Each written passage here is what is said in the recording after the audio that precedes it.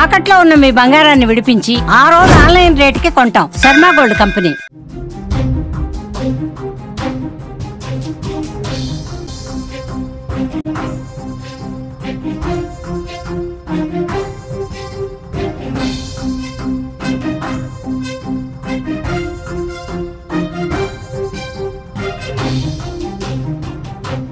ఇది ఖచ్చితంగా భర్తలకు ఒక హెచ్చరిక అని చెప్పాలి. అరే ఇలా చెప్తున్నాడు ఏంటి అనుకుంటున్నారా? భార్యలు భర్తల్ని చంపుతున్నారు చూడండి. ఒకటి కాదు, రెండు కాదు, ఈ 2-3 నెలల్లో ఊహించని కేసులు, సంచలనం సృష్టించిన అనేక కేసులు తెరపైకి వస్తున్నాయి. నిజంగా భార్యకు భర్తను చంపాలనే ఆలోచన ఎందుకు వస్తుంది? చాలామంది భార్యలు, చాలా కేసులు చూస్తున్నాం వరుసగా. ప్రతిరోజు ఏదో ఒక జిల్లా, తెలుగు రాష్ట్రాల్లో చూస్తే ఏదో ఒక జిల్లా, లేకపోతే దేశవ్యాప్తంగా చూస్తే ఏదో ఒక రాష్ట్రంలో ఏదో ఒక కేసు ప్రతిరోజు సంచలనంగా మారుతుంది. ఇవాళ కూడా మీ ముందుకు అటువంటిదే మరొక కేసును తీసుకొస్తా. ఇది ఢిల్లీలో జరిగింది. ఢిల్లీలోని ఉత్తమ్ నగర్లో జరిగిన కేసు ఇది. మీరు స్క్రీన్లో చూస్తున్నారు. స్క్రీన్లో కనిపిస్తున్న భార్యాభర్తల పేర్లు. భర్త వచ్చేసి కరణ్, ఇతను కరణ్ దేవ్, ఇతను ఢిల్లీలో ఉంటాడు. రెండోది వచ్చేసి ఆమె పేరు సుష్మిత. ఈ ఫోటోలో కనిపిస్తున్న వ్యక్తి పేరు రాహుల్. ఈ ముగ్గురు మధ్య జరిగిన ఒక ఏమంటారు రిలేషన్షిప్, ఒక అఫైర్ ఊహించని విధంగా కరణ్ హత్యకు దారితీసింది. ఆ హత్య మామూలు హత్య కాదు, మామూలుగా చంపలేదు. పకడ్బందీ ప్లాన్తో ఎట్టి పరిస్థితుల్లోనూ ఒక దృశ్యం సినిమాను చూపించింది సుష్మిత. ఢిల్లీ ఉత్తమ్ నగర్లో జరిగిన ఈ హత్య చూస్తే నిజంగా పోలీసులు కూడా షాక్ అయిపోయారు. ఎక్కడైనా భర్త చనిపోతే భార్య సంతోషంగా కనిపిస్తుందా? ఇంట్లో నవ్వుతూ తిరుగుతుందా? అసలు సెలబ్రేషన్ చేసుకునే ఆనందం ఆమె ఫేస్లో కనిపించడమే ఈ కేసులో అసలైన క్లినిక్. ఒకసారి కథలోకి వెళ్దాం. ఢిల్లీ ఉత్తమ్ నగర్లో ఉండే సుష్మితకి కరణ్కి కొన్నాళ్ళ క్రితం పెళ్ళైంది. ఇద్దరు కలిసి చాలా సంతోషంగా జీవిస్తున్నారు. కరణ్ మంచి వ్యాపారం చేస్తాడు. అతని వయసు 36 సంవత్సరాలు. కరణ్ దేవ్ తన భార్యను కూడా ఎంతో ప్రేమతో సంతోషంగా చూసుకుంటున్నాడు. కానీ కరణ్ దేవుని సుష్మిత ఏమాత్రం భర్తగా అంగీకరించలేదు. కనీసం ఆ సాటి మనిషిగా కూడా చూడలేదు. మొదటి నుంచి సుష్మిత మనసంతా తన బావ రాహుల్ పైనే ఉంది. కనిపిస్తున్నారు మీరు ఫోటోలో, ఇద్దరిని చూడొచ్చు. పోలీసులు అరెస్ట్ చేసిన తర్వాత ఫోటో అది. మీరు స్క్రీన్లో చూస్తున్న మీకు బ్లాక్, ఇతనే రాహుల్, ఇతనే సుష్మిత మనసులో ఉన్న అసలైన భర్త. నిజానికి ఆమె పెళ్లి చేసుకుంది ఫిజికల్గా క్రాంతిదేవ్ రానాని, కానీ ఆమె మనసులో ఊహించుకుంది మాత్రం ఈ రాహుల్ అనే వ్యక్తిని భర్తగా. కొంతకాలం బలవంతపు కాపురం చేసింది సుష్మిత. చాలా రోజుల పాటు బలవంతంగా అతనితో జీవితాన్ని కొనసాగించింది. కానీ ఎప్పటికైనా ఆ భర్తను వదిలించుకోవాలని నిర్ణయించుకుంది. భర్తను వదిలించుకోవడానికి అనేక మార్గాలు ఉండొచ్చు. నిజానికి విడాకులు తీసుకోవచ్చు, ఇష్టం లేదని చెప్పొచ్చు, లేకపోతే ఇంట్లో పెద్ద మనుషులు చెప్పి ఆ ఇంట్లోంచి వెళ్ళిపోవచ్చు. కానీ సుష్మిత ఎంచుకున్న దారేంటో తెలుసా? భర్తని లేపేయటం. అతని హత్య చేస్తేనే ఆమె సంతోషంగా ఉంటాననుకుంది. అందుకోసం బావతో కలిసి ఒక మాస్టర్ ప్లాన్ గీసింది. ఆ మాస్టర్ ప్లాన్ ఏంటి అంటే నిజంగా మొత్తం దేశం ఆశ్చర్యపోయే మాస్టర్ ప్లాన్. ఒకరోజు జూలై 13వ తేదీన భర్త భోజనంలో 15 నిద్రమాత్రలు కలిపింది. ఈ నిద్రమాత్రల్ని అతను భోజనంలో ఆ నిద్రమాత్రలకు కలిపిన ఫుడ్ తిన్న తర్వాత ఊహించని విధంగా ఆయన షాక్లోకి వెళ్ళిపోయాడు. అపస్మారక స్థితికి వెళ్ళిపోయాడు కరణ్ దేవ్ ఎప్పుడైతే అపస్మారక స్థితికి వెళ్ళిపోయాడో అప్పటి నుంచి బావకి సమాచారం అందించింది. కరణ్ దేవ్ మరి కాసేపట్లో చనిపోతాడు అని ఒక నిర్ధారణకు వచ్చిన తర్వాత ఉత్తమ్ నగర్లో ఉన్న ఒక లోకల్ ఆసుపత్రికి హడావిడిగా తీసుకెళ్ళిపోయింది. సుష్మిత అప్పుడు బాగా నటించింది, కన్నీళ్లు పెట్టుకుంది. అయ్యో నా భర్తకి ఏం జరిగిందని. హాస్పిటల్కి వెళ్ళేలోపే కరణ్ దేవ్ ప్రాణాలు కోల్పోయాడు.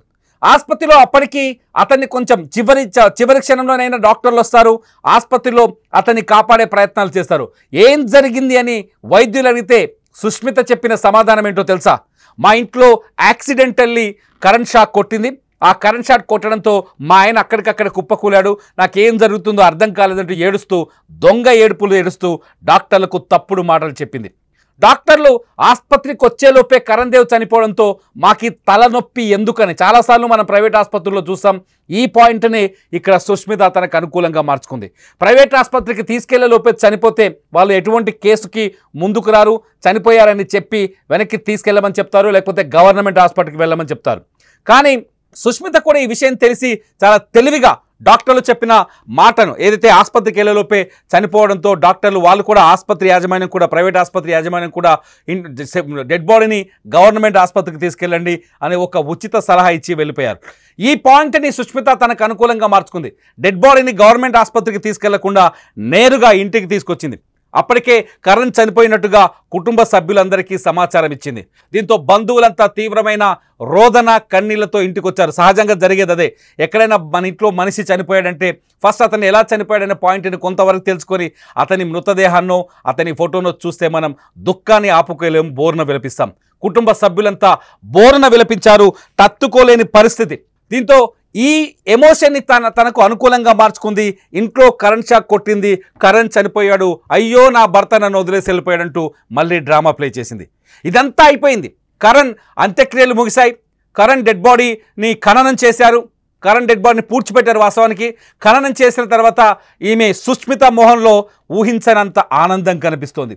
గతంలో భర్త ఉన్నప్పుడు అతనితో కాపురం చేస్తున్నప్పుడు కానీ ఎప్పుడూ కనిపించనంత ఆనందం భర్త చనిపోయిన తర్వాత ఈ సుష్మిత మోహన్లో కనిపించడం, సుష్మిత ప్రవర్తన వంకర టింకరగా ఉండడం, సుష్మిత అట్లాగే తన బావ, ఆమెకు వరుసకు బావైన రాహుల్కి మధ్య కొంత సాన్నిహిత్యం ఎక్కువగా కనిపించడం, వాళ్ళిద్దరూ కలిసి ఎక్కువగా మాట్లాడుకోవడం, ఇంట్లో హడావిడిగా కలిసి తిరగడం, ఈ డెత్ తర్వాత జరిగే కార్యక్రమాల్లో వాళ్ళ పాత్ర బలంగా కనిపించడం, ఇవన్నీ చూసిన కరణ్ తమ్ముడికి అనుమానం వచ్చింది. ఇక్కడేదో మ్యాటర్ ఉంది అని అనుమానించిన కరణ్ సోదరుడు వెంటనే ఢిల్లీ పోలీసులకి సమాచారం ఇచ్చాడు. ఢిల్లీలోని ఉత్తమ్ నగర్ పోలీసులు రంగంలోకి దిగారు. అసలు ఏం జరిగిందని విచారణ మొదలుపెట్టారు. ఈలోపు కరణ్ సోదరుడు ఇంకొక రహస్యాన్ని కూడా కనిపెట్టాడు. తన వదిన సుష్మితకు సంబంధించిన ఇన్స్టాగ్రామ్ చాట్ని వెలికి తీశాడు. మీరు స్క్రీన్లో చూస్తున్నారు. మేము అందులో కొన్ని అసభ్యకరమైన పదాలు ఉండటం వల్ల ఆ ఇన్స్టా చాట్ను మీకు చూపించలేకపోతున్నాం. ఈ ఇన్స్టాగ్రామ్ చాటింగ్లోనే రాహుల్ సుష్మిత ఇద్దరు కలిసి కరణ్ని ఎలా చంపాలని ఒక మాస్టర్ స్కెచ్ వేసుకున్నారు. ఆ మాస్టర్ స్కెచ్ ఏంటంటే, నువ్వు కరణ్ ఫుడ్లో నిద్రమాత్రలు కలుపు, నిద్రమాత్రలు కలిపిన తర్వాత అతను అపస్మారక స్థితిలోకి వెళ్తాడు. ఆల్మోస్ట్ ఆల్ డెత్ దగ్గరకు వచ్చిన తర్వాత అతన్ని ఆసుపత్రికి తీసుకెళ్దాం. ఆసుపత్రికి తీసుకెళ్ళగానే అక్కడి ఆసుపత్రి డాక్టర్లు అయ్యో టైం అయిపోయింది, అతను చనిపోయాడని చెప్తారు. చెప్పడంతో డెడ్ బాడీని మనం గవర్నమెంట్ ఆసుపత్రికి తీసుకెళ్లకుండా తిరిగి ఇంటికి తీసుకెళ్దాం, మన కుటుంబ సభ్యులందరినీ నమ్మిద్దాం కరణ్ షాక్తో చనిపోయాడు అని. దీంతో వాళ్ళు అనుకున్నట్టుగానే ఈ మ్యాటర్ అంతా ఇన్స్టాగ్రామ్లోనే వాళ్ళు మాట్లాడుకున్నారు. వాట్సాప్లో కానీ ఫోన్లో కానీ మాట్లాడుకోలేదు. ఎందుకంటే ఇన్స్టాగ్రామ్లో అయితే ఎవరు గుర్తించరు అనుకున్నారు. వాట్సాప్లో అయితే ఆటోమేటిక్గా పోలీసులు సెర్చ్ చేసే అవకాశం ఉంటుంది అనుకున్నారు. సరే, కరణ్ సోదరుడు ఈ ఇన్స్టా మ్యాటర్ అంతా కనిపెట్టి ఆ స్క్రీన్ షాట్స్ అన్ని తీసుకెళ్లి పోలీసులకు అప్పచెప్పడంతో రంగంలోకి దిగిన పోలీసులు రాహుల్ని సుష్మితని తీసుకెళ్లి తమదైన శైలిలో 4 తగిలించి అడిగితే మొత్తం కథనంతా కక్కారు. ఇవాళ 2 రోజుల క్రితమే నిన్న మొత్తం ఈ సంఘటన వెలుగులోకి వచ్చింది. ఒక్కసారిగా కరణ్ దారుణ హత్యకు గురయ్యాడని అప్పటిదాకా కుటుంబ సభ్యులు ప్రమాదం అనే బాధతో రగిలిపోతున్నారు, కన్నీళ్ళు పెట్టుకుంటున్నారు. కానీ నిన్న పోలీసులు 4 తగిలించిన తర్వాత సుష్మిత నోరు తెరిచిన తర్వాత నిజంగా సాధారణంగా నార్త్ సైడ్ ఉత్తర భారతదేశంలో కోడలి ఇంట్లో అడుగు పెట్టింది అంటే లక్ష్మీదేవి వచ్చిందని భావిస్తారు. కోడలికి ఇంటి పెత్తనాన్నంతా అప్పచెప్తారు, కోడల్ని కూతురులా చూసుకుంటారు. నార్త్ ఇండియాలో సహజంగా ఎక్కువగా ప్రాధాన్యత ఉంటుంది కోడళ్ళకి. కానీ ఆ ఇంటికి వచ్చింది లక్ష్మీదేవి కాదు, ఒక బ్రహ్మ రాక్షసి అని నిన్న అర్థమైంది. కరణ్ జీవితంలోకి భార్యగా రాలేదు సుష్మిత, మృత్యువుగా వచ్చిందని నిన్న తేలిపోయింది.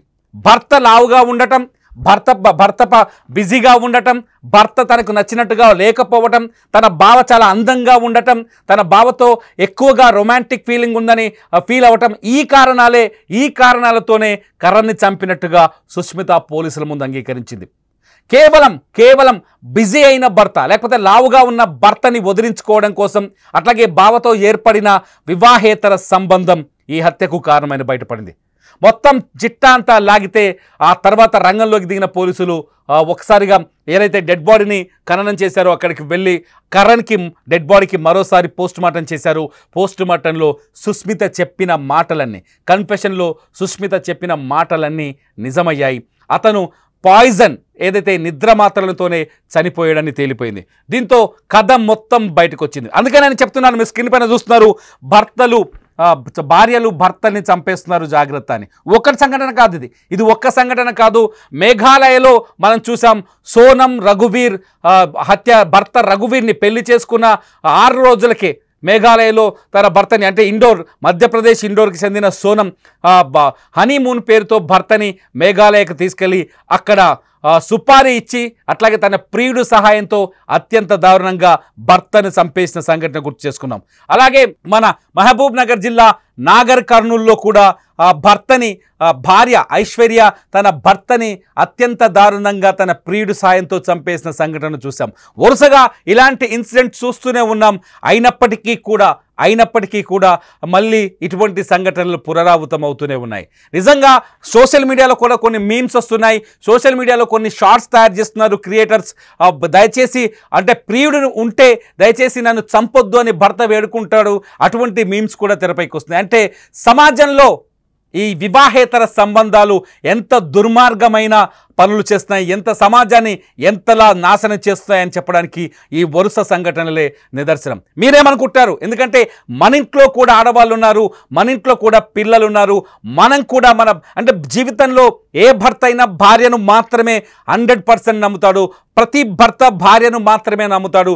అటువంటి భార్య భర్తను హత్య చేస్తుందని, భార్యలు భర్తలపైన హత్యలకు మర్డర్కు ప్లాన్ చేస్తున్నారని, అసలు భార్యాభర్తల బంధం పైన నమ్మకం పోయేలా వెలుగు చూస్తున్న ఈ సంఘటనల్ని మీరెలా చూస్తున్నారు? నిజంగా భార్యాభర్తల బంధం పైన వరుసగా ఎదురవుతున్న సంఘటనలు, వరుసగా నమోదవుతున్న హత్య కేసులు, ఇవన్నీ చూస్తుంటే భార్యాభర్తల బంధం పైన కూడా అనుమానాలు పెరిగే పరిస్థితులు ఏర్పడ్డాయా? మీరేమనుకుంటున్నారో ఈ వీడియో కింద కామెంట్ చేయండి. మీ సుమన్ టీవీ ఈ వీడియో కింద మీరు మీ అభిప్రాయాలు తెలియజేయచ్చు. మీ అభిప్రాయాలు బాగుంటే ఖచ్చితంగా వాటిపైన మరో వీడియో చేస్తా. సుమన్ టీవీలో లైవ్ అప్డేట్స్ కోసం చూస్తూనే ఉండండి సుమన్ టీవీ డిజిటల్ లైవ్.